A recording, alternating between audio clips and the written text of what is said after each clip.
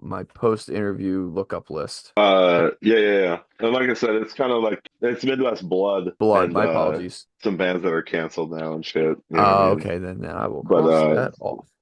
I don't know, but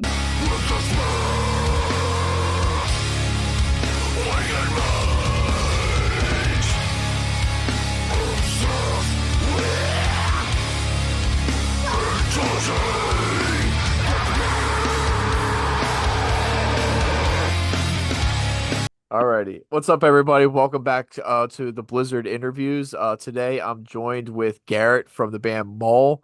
We're going to be talking a little bit about the band's new album, their sophomore release, In the Jaws of Bereavement, that was just released earlier this year, maybe about a month or so ago at the time of this interview. And that was out on 20 Bucks Spin Record. How are you doing today, Garrett? I'm all right. I'm all right. Yeah, I'm sorry about that, boss. Fucking time Oh, it's okay. management plus the fucking scrape my windows and shit. And I was like, I better. I'm trying to tell them I'll be late, but I'm already late. No, it's all good, dude. It's all good. Yeah. Is it bad out there right now? Like, is it coming down bad? No, not bad, but it's coming down. It started raining yesterday, and then pretty much all throughout the night started snowing. Fucking kept snowing all day on and off, and yeah, we're it's finally winter here. It's the first snowfall of the year, so Nice. Fantastic. You gotta love it. I'm in the Philly, New Jersey area, actually. okay. Hell So yeah, we haven't hell seen yeah, snow in a minute. yeah. I like the last time I was in that. No, we played a photo club Yeah, I in like Philly. Photo Club's nice. I love that venue. That was like one of our worst days though, like ever, because that was the day our fucking AC belt and fucking everything failed, so our whole motor just locked up Oh shit. like a block and a half away from the venue. And then it was like we were on tour with our homies, Deterioration. It was like so it was definitely like a grindcore night for Philly. Hmm. So when we played, no one gave a fuck on top of our bus being broke down. I'm like, God damn it, dude. It's just all rolling snake eyes every time. Just yeah, fucking a little bit of humble pie, I guess. Yeah, we played fucking New Jersey. We played Meat Locker, and that shit ruled. Because like the venue gives like fucking the dirtiest parts of like Jersey vibe, but like the neighborhood is fucking Super nice. gentrified as hell. Oh It's my. so nice. It's so nice. I'm like, I Oh. don't think I'm in the right tax bracket, bro. You go inside, your credit score goes down. You walk outside, it goes up. Bro. I think the last time I saw you guys in Philly, um, was like at Century Bar, and it was like that tour with Oh wow. Tombstoner, Sentient Horror, and Percussor. Yeah, that was a cool show for sure. I think that was the sculpted horror dude that set that up. Yeah, Does that sound right? Yeah. yeah, that's my boys Because Ron and Hal. yep. So they set that up. That was cool. I hated that day. I hated that day. It was just so hot. We had no AC. It was that fucking heat wave was crazy. Yeah. And then yeah, Century Bar was not very forgiving for No, that that's style of it's weather at brutal. It's all. they literally had the one AC unit that's just like above the drum I, kit. I don't even think it fucking worked. But yeah, Yeah. I just remember ending that set and like below us we were standing in water. Literally, it was sweat. I took a video of myself wringing out my shirt after that set. Like it was bad because it was like Boston, Philly, DC, something or New York. It was like those 4 days, and all of them were like the hottest of that year. It was brutal. It was like But yeah, July, I think, too. yeah, it was rough. But there was like that secret uh second time in Philly where we played Kung Fu Necktie actually, and that fucking weird. Yeah, I remember seeing that tour come around. I think it was with Gravesend, I think. Yep, Yeah, Garrett homies. they're That really tour good too. ruled. They're Nice. fucking they're so awesome. For last week, I fucking took an extra week of work off just to get my bearings straight and kind of that jet lag feeling, I guess, and get some shit that I needed to take care of for, I was gone for 5 weeks. So Yeah, definitely. Just kind of yeah, reevaluate everything. yeah. But started work this week. I'm doing all right. Doing all right. Nice, nice. And that was that tour with that was you guys, I am, and Life Cycles. How was it? absolutely. There was um God, it was like one of those tours where the hangs were fucking immaculate. Like every single night was just bullshitting in the parking lot pimping, fucking smoking, drinking, you know what I mean? Or just like getting to know each other more. Um, the shows were fun, but I would say the thing that stands out is just getting to like be that like conglomerate with everybody because like all three bands bonded really fucking hard. And yeah, we were on the road for 3 weeks together, I think, and then Maul was on the road for another 10 days. Other than that, so Nice. that 3 weeks spent with them was fucking yeah. We hit every part of the fucking country from Texas to Orlando to Brooklyn to Salt Lake to San Diego. Like we hit everything. So Nice. Oh, dude, it looked like an insane killer tour, and I love that it's all with this like I guess you want to I guess death I guess you would say I am is more of kind of along I see him as like kind of like a you guys in a sense where there's like this beautiful sense of just like death metal infused hardcore, I guess you want to call it. yep, And yep, it's just really cool kind of seeing how your guys' different styles are with them being either them in Texas with the Texas scene and you guys from North Dakota in the entire Midwest death metal scene. yeah. And there's kind of like a like there's a harmony in between that anyway. And also, I mean, we've said it before and some shit like I Am is one of those bands that kind of like kickstarted the idea of Maul like being that very sludgy hardcore influence but still like trying to be as death metal as possible. Like a lot of people will fling around like the word deathcore, but we I feel like a lot of people know the specific sound of deathcore, but we're obviously blending death metal and hardcore influences together. And yeah, like I Am this I can't remember their like 2017 album, um, and like Harm's Way and Sabalba, some of those bands, like even Gatecreeper, like around those times that were doing, Gatecreeper less on the hardcore, but it was still in that same vein of, um, yeah, like really sludgy metallic hardcore bands doing more of the death metal style, like influenced Mhm. the beginning of Maul. No, So being on tour and getting to know all the fools and, we've come in contact a few times beforehand, but spending night after night together was like, oh yeah, we're the fucking same person from different parts of the country. Like it's cool. no, dude, that's awesome, man. I love it. I really do love it. It's just really cool seeing the different stylizations between you guys and everyone. It's all the So same team.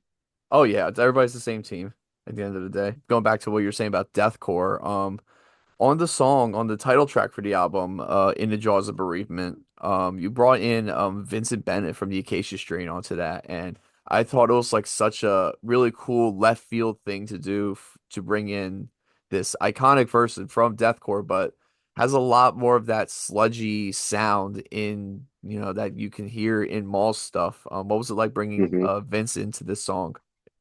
Yeah, and again, another major influence or another major. Acacia Strain not so much influenced themselves like on Maul, but like Vincent and Acacia Strain on myself. Since 2008. Like I was like maybe the first time I heard them, seven. I don't even know. And like going on to like Wormwood and some of those really classic albums, like um literally kind of growing up with them and seeing them a bunch of times live and seeing how cool Vincent is to like the underground scene, the fact that he fucked with us before I even asked him to be on an album. Like, I sent him merch that he bought off our Bandcamp, which is just crazy. Like, so I sent a fucking care package, I did like a bunch of extra stuff, a note. Like, I was like, you have no idea how cool it is to see your name, like ordering a fucking hat from us. You know what I mean? Like, we're from Fargo, North Dakota. Why do you know us? um, but and then we got to play with them like a year and a half later, and we sold out Fargo or like our venue, and got to actually meet, and like he really is just one of those guys. And I was like, if there's somebody I'm gonna ask for a feature, it's someone I look up to like that. And you know, for some chance, for some reason, he said it would be an honor, and we made it happen. And um, I don't know. I There wasn't a lot of names that I would ask to do features, but somebody like that and him accepting is like a huge,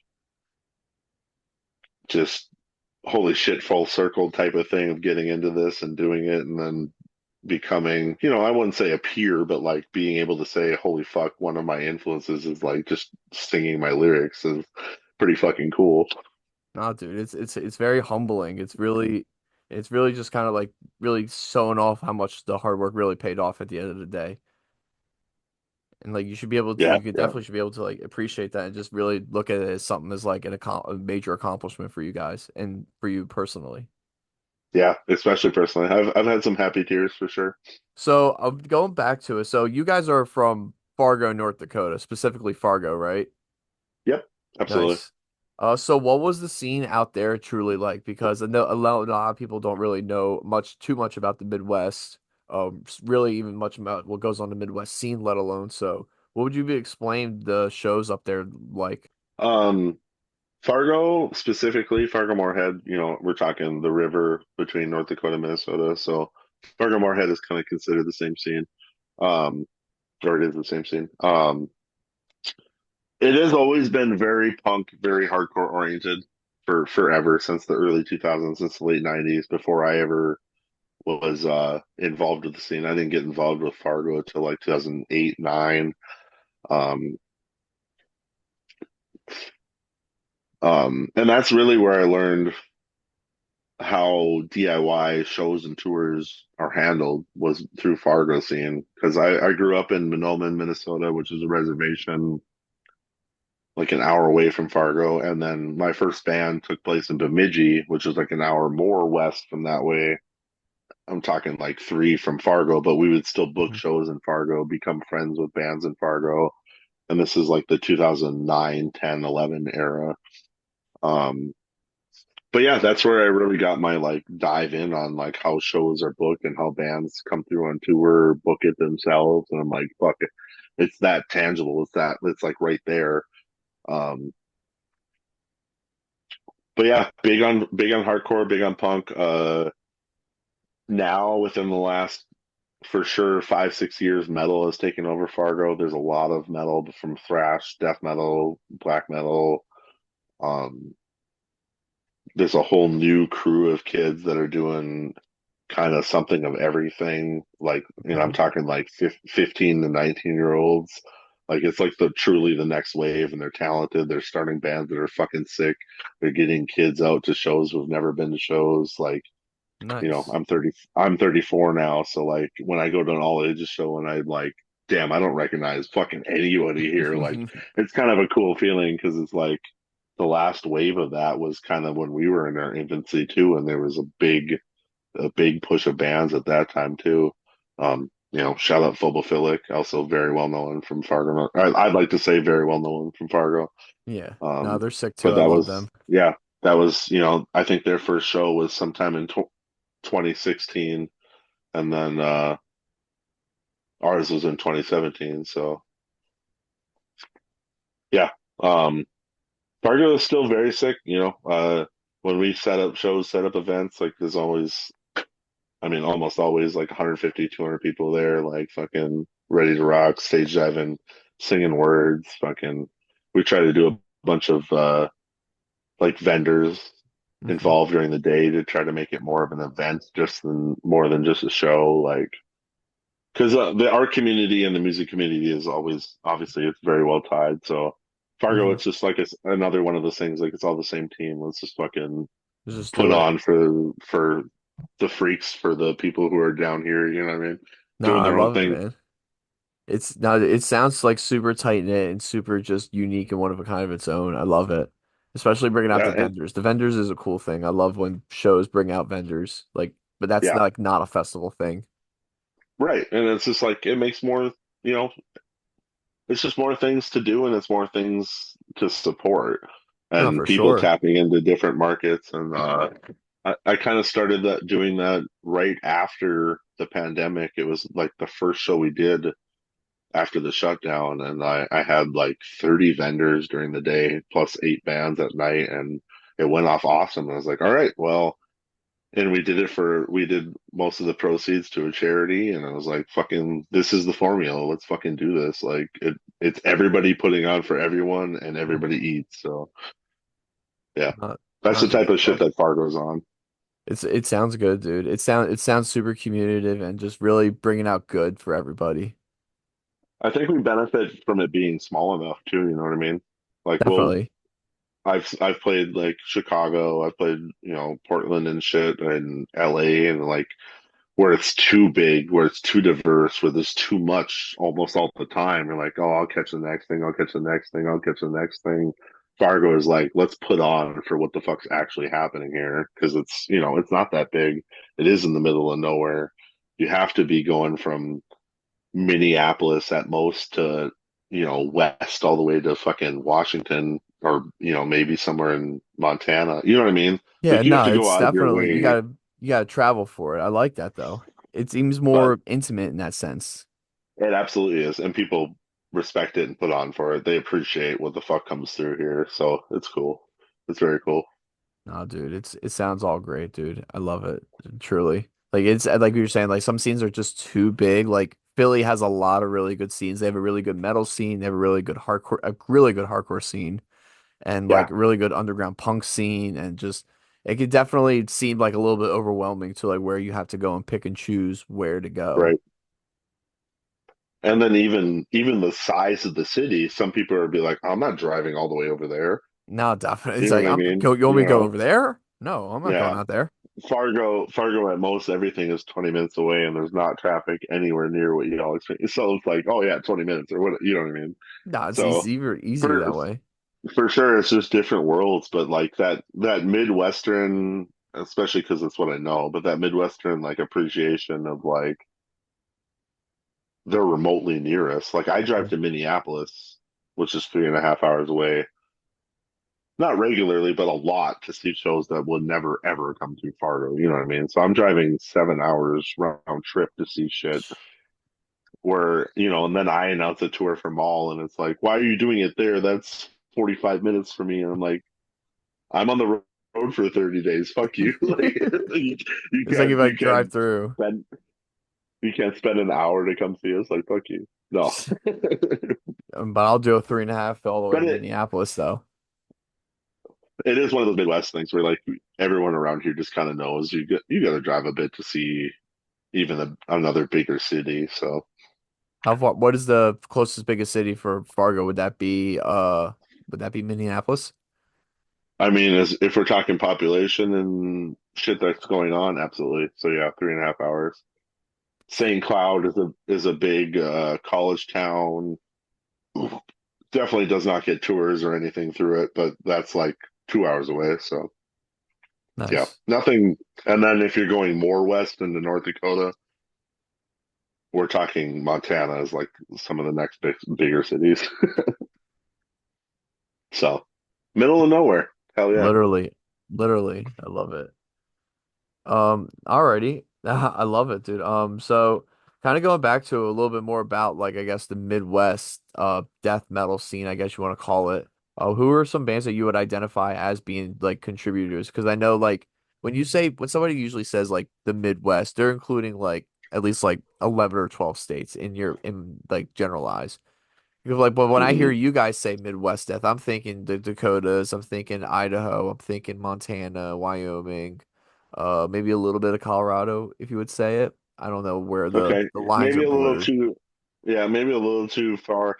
That's one of my favorite conversations is actually like, what is the fucking Midwestern territory? Because like there's Ohio death metal, which is like a lot of the bands obviously from Ohio. You got Texas Yeah. death, and But everybody has so their own I've little thing. seen, hear me out, and I don't know if you've seen this. Have you seen motherfuckers saying that Ohio is part of the Midwest? No, it's the I've Bible seen Belt. it. I'll call it the Bible Belt. No, it ain't the Bible Belt. The Bible Belt's south. Yeah, okay. Bible Maybe. Belt's like Alabama, Mississippi type shit. You know what I'm saying? Okay. I was thinking like Arkansas. the belt like north to south. I was thinking of Oh, like maybe it isn't that.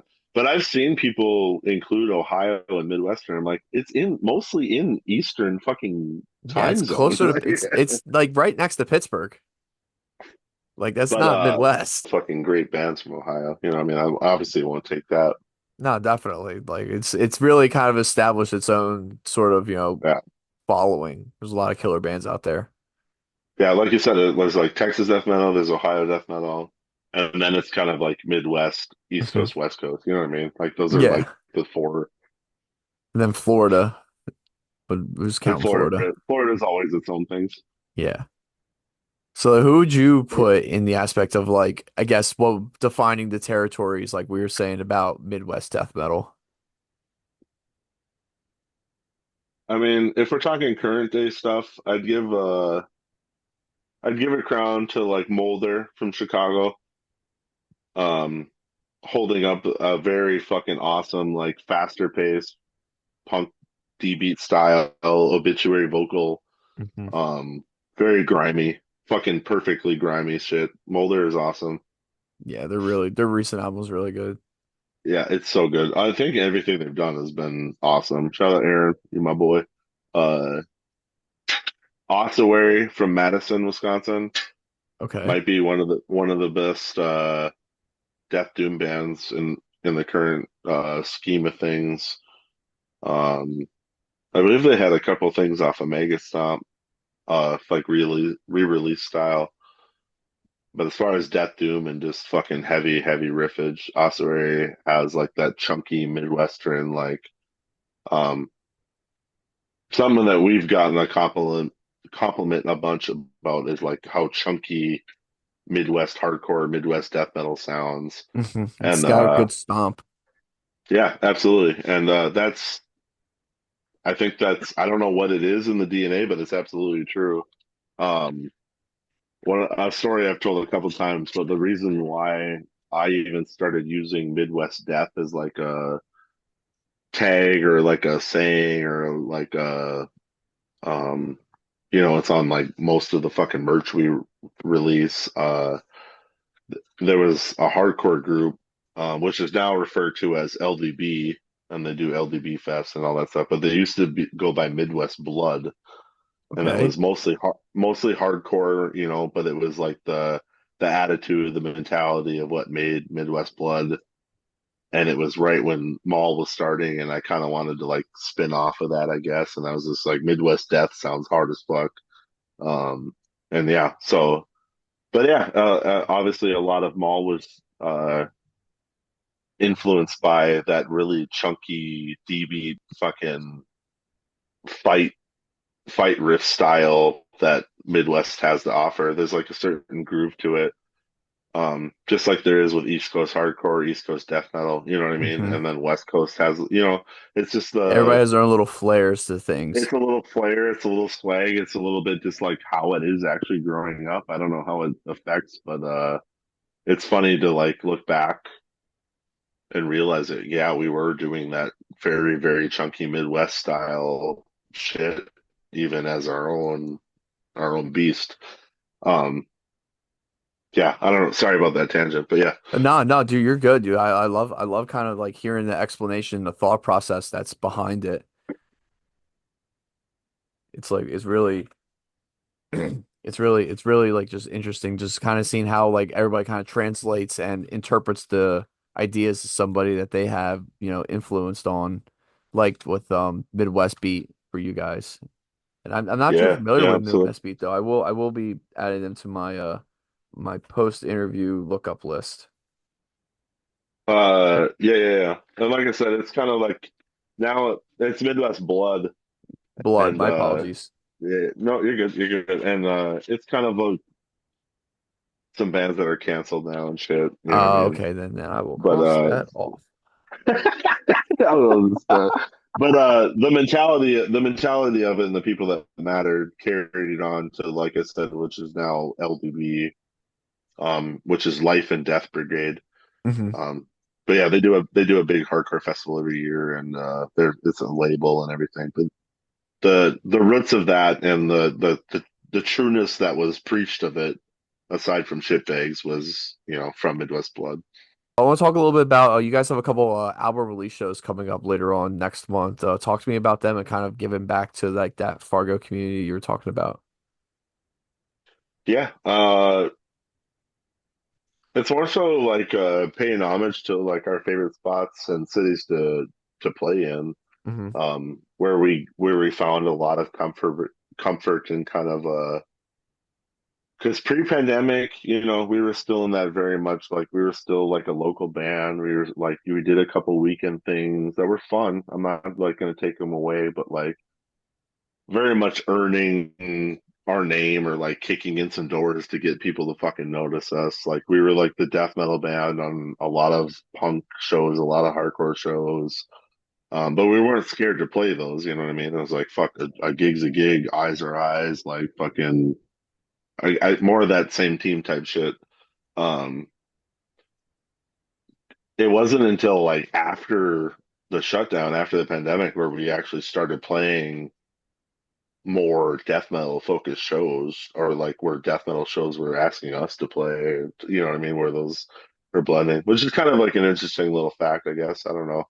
Where we kind of got a lot of traction during that, where people were sitting at home and checking out new music all the time.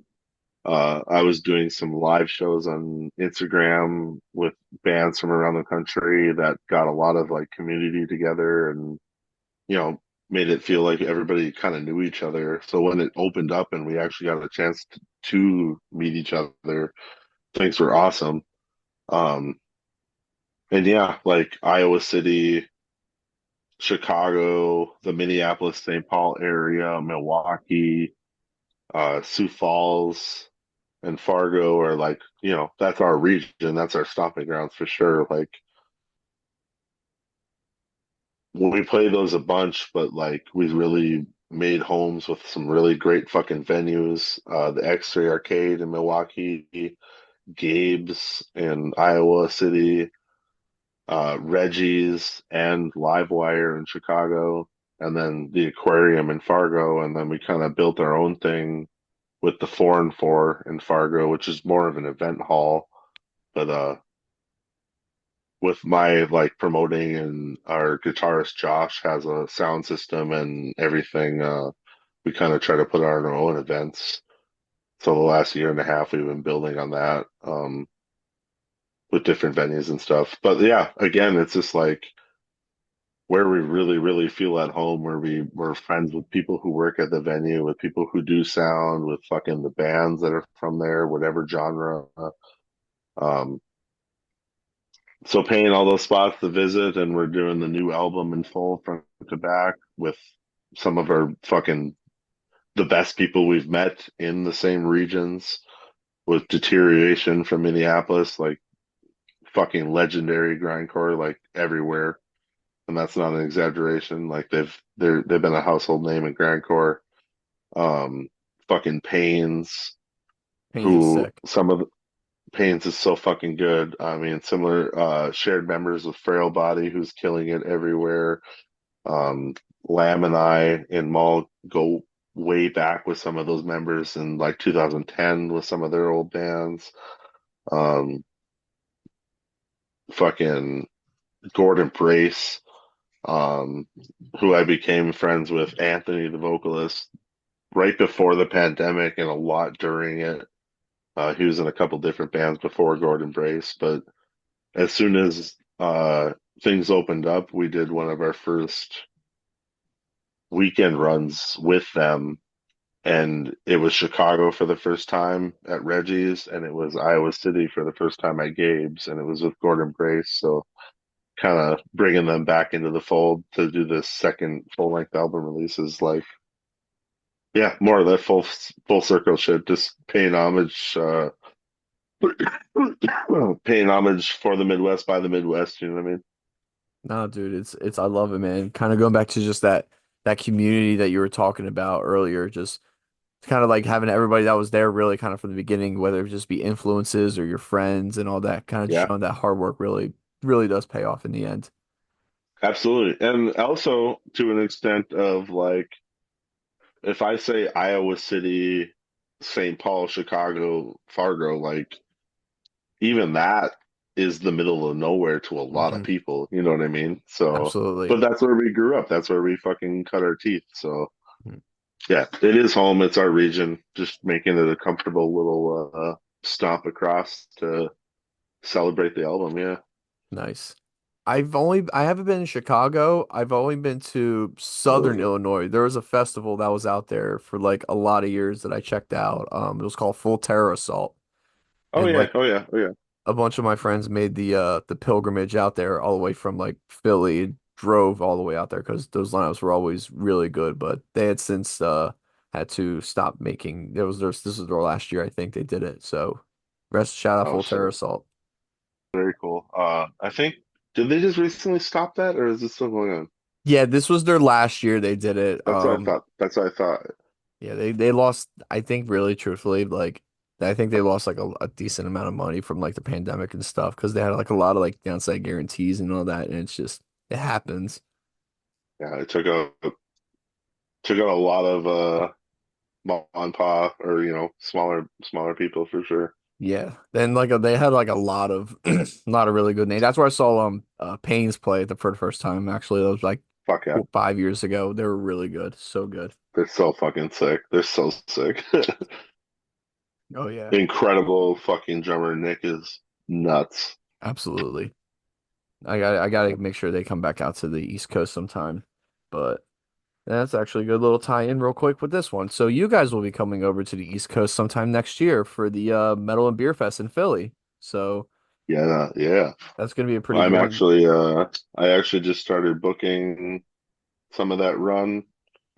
But yeah, Decibel Metal and Beer. We got the offer. Fucking crazy that we were on the radar. Obviously a lot of shout out to 20 Bucks Spin for being on that platform. Yeah, it's an honor, and we're playing right before Vashdom, which is a They're huge, so huge sick. influence. A huge influence. Potentially one of the best death metal modern bands for sure. Um, every fucking album. Uh, so yeah, I don't know. That's crazy. I think we're I just started talking to some promoters today, but a little fucking first time talking about it. We're probably gonna hit our first Canadian dates Nice. That's what's up. on the way to do that because we have another tour in May that is going to get announced soon. That I have to avoid radius clauses for the first time in my life. So, very Oh, again, very DIY still, but we getting still offers. We're understanding it getting, and all that. you know, but I got to play by the rules. But it's way beyond time that we hit Canada. So Nice. hopefully that is our routing to Philly. If this comes out and it doesn't happen, sorry, but it should happen. It's probably happening. So Nice. Nah, dude, it's good. It's gonna be absolutely sick. what a fucking again an honor to be asked to play a cool ass fest like that. We're playing the same day as fucking Pig Destroyer, which some of my earliest CDs I bought was Terrifier by Pig Destroyer. Like Nice. So, kind of wrapping up the interview, I want to I have a couple questions from some I was able to find them when you went to the bathroom. I have a couple fan questions about the recent album. So, I thought we were going to bring that up, but okay. oh. I'm fucking I'm fucking So I have a question here. What was the meaning behind the title of In the Jaws of Bereavement, and how did you choose that title? I was in a very rough time. I got hit with some fucking crazy news. Long story short, like it's just a divorce, whatever.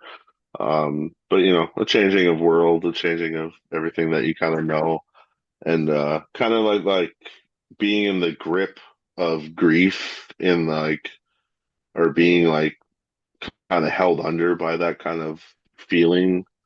Uh, Definitely inspired like what in the jaws of I think I've heard the term like in the grip of grief or like grips grief. I don't remember, but somewhere along the line it inspired in the jaw being trapped in the jaws of bereavement, um, which is a word I've kind of been obsessed with for a little bit. But like I felt like everything that I was eventually started writing about and kind of associating with like that title just encapsulated like umbrellaed everything really well. But yeah, it's pretty much just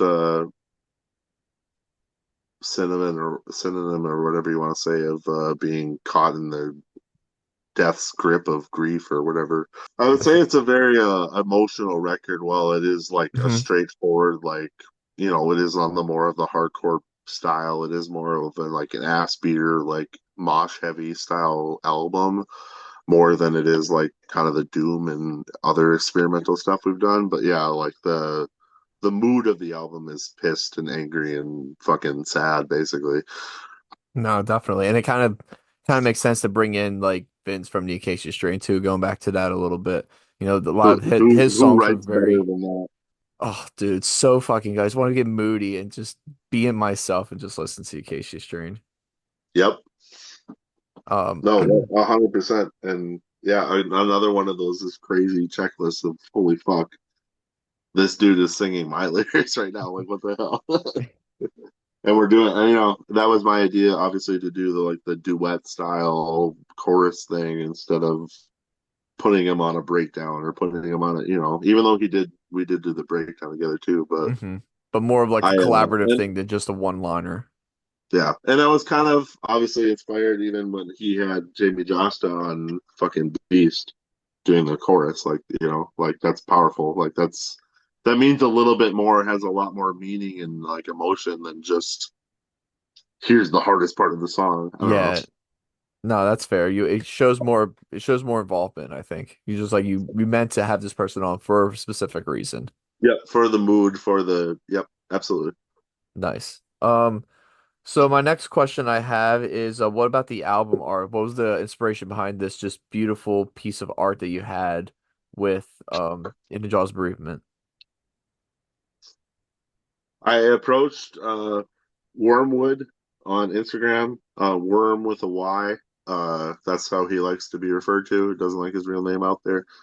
I approached him with an idea, which was like people lined up into this like monolith that was the Jaws, where it looks obviously like it's the end, but it's too alluring to ignore. Like you have to line up to go into it. You have to Hmm. experience this fucking pain. You have to experience this grief. Um, that's pretty much the forefront of that. Um, the front figure of it, the only person who's facing towards the front has like a stigmata in their palm that ties into one of the songs, obviously.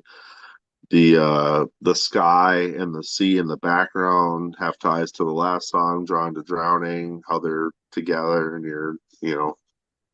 the concept of that song was, I don't even know, I was high as fuck, but drowning in the sky while fucking being on autopilot, basically. Um, the cover has pretty much everything to do with every song on the album, which is kind of cool slash unintended. But the colors were very purposeful. I wanted that purple strong element, while the hellscape of it was like blue and kind of comforting, but you can tell shit's fucked up. Um, I don't know. I love the idea of colorful, alluring hellscapes. I don't know. Nice. Obviously, Now, with traffic punishment, and like I didn't want to go thing. I don't know. Like there was a thought in my mind where it couldn't not be colorful again. You know what I mean? I don't know, because that was like a crazy cover. no, that's actually like one of my favorite covers of this sort of entomb sort of thing, like a Gorguts, where there's like this sort of like center thing of happening with this deity in front of you, with this much being more the opposite of like kind of like an open world sort of thing, very much like just I don't know, like entering into the world, I guess, like welcoming Sure. you. Yeah. Yeah. Uh, Next question I have is you guys had this you guys just got off a tour. What was some of your favorite songs that you played live recently from the new album? That was the first tour that we actually got to play the song itself in the Jaws of Bereavement. We had played it on two local shows before that. So I think in total we've played that song 27 times now, like live. So that was really fun to do. We were opening with it on that run. It was just kind of fun to see the reaction of like the new song, just opening with it. Um, I think we're about to play some songs that we haven't played ever like on that album release where we played front to back. Like with each voracious lick Hmm. and Drawn to Drowning. Like those songs are really, really fun to play. We just haven't done them live ever. Um, I think personally, my favorites are like Blood Quantum and Stuck, Stomped, and Smeared. That's such a They good title name for a song too. I go. love it. Oh, it's so good. Thank you, thank you, thank you. I said it a couple times on podcasts, but I'll say it like that was always inspired by if you're familiar with us before, we had an EP where I had a song called Chain Hanged and Drained. Um, Okay. um, I there's this band called Gore Rotted from the early 2000s, the UK. It was very gore grind death metal, but they had this like comic book kind of style presentation in a way, and like some of the song titles were like catchy like that, where it was like words that shouldn't be catchy, but it is like um gag shagged, body bagged, fucking I like it. God. It's Yeah, yeah. there's a couple of now there's what was the one recently this year Fulci put out an album and I forget the name of the song they had on there. I was like very in the vein of like a stripped rank strangled sort of thing. Yeah, yeah. But like making it rhymey, making it kind of like fun sounding, like Stuck Stomps Me. I mean, it sounds violent, but like that's catchy. Chain Hanged and Drained, you know what I mean? Like there's a catchiness behind it where it's like It's it's very kind of literate. It goofy, but it's very flows. hard. Yeah. But yeah, that was inspired by, early 2000s gore grind, I guess. Nice. I love it, dude. It's an absolutely solid album and that's all the fan questions I have because I don't have a lot of fans. But that's okay. Hell yeah, I feel that. Nice. So I know just to kind of close out the interview, do you have any sort of things that you want to shout out that going on with you, that you want to shout out any other projects I guess that you have or anything else coming up in your world? Not necessarily. I mean, we have the album release shows in December, the 12th through the 15th. We're doing the album front to back. Currently, that's the only time we have planned to do that. You know what I mean? Like ever playing it front to back. Um, that's kind of fun just for a region, like I said. Other than that, like we're very, very busy next year. We have a bunch of shit going on, a bunch of exciting shit to announce. Um, some dream shit, some international shit. Yeah, I think we've spent 7 years building this shit ourselves to be busy-er, and now it's coming, and I think we're just fucking ready to show it. You know what I mean? I think not to be fucking corny by saying big things coming soon, but it's just like, Not. yo, we've been building it here, and now we're here. So, Oh yeah. Midwest Death, fucking worldwide takeover. Let's fucking do it. Let's fucking do it, man. Dog, you gotta have an insane stack next year. Garrett, thank you so much for taking the time. I know we got a little off to a rough start with Yeah, scheduling or I'm whatever, sorry but about dude, shit that happens. It's the business. That's just kind of how it is. Trust me, I get it. Somebody calls out and they're fucking late and they're dicking you over and shit. I had to be late. Damn it. Nah, it's okay, dude. It happens, man. I'll probably be at the Metal and Beer Fest show in Philly, so if I see you there, I'll come over and say what's up to you as always. Yo, you So should message me. I'll fucking get you on a guest list. word, man. We'll make something happen there. We'll Yeah, probably link up again bring, closer to the event. just bring me some weed. I got you. I can make that happen. Hell yeah, hell yeah, 100%. Word, word. All right, hell man. yeah. Thanks for chatting, Garrett, bro. thank you for having me. Thank you for coming on to the show. Thank you all for watching. Make sure you're picking up In the Jaws of Bereavement. That's out. That's out now via $20 spin. And get your tickets for Maul. If you're in the Midwest, you should already have it because there's nothing else to do. So you should go see Maul. That's crazy. It cut out when you said that. Oh, Oh oh, yeah. Oh yeah. um, Garrett, thank you again. Have a great rest of your day, guys. Thank you for watching. Make sure you like, share, comment, subscribe, all that good stuff. And I'll see you guys on the next video. Take care and bye bye.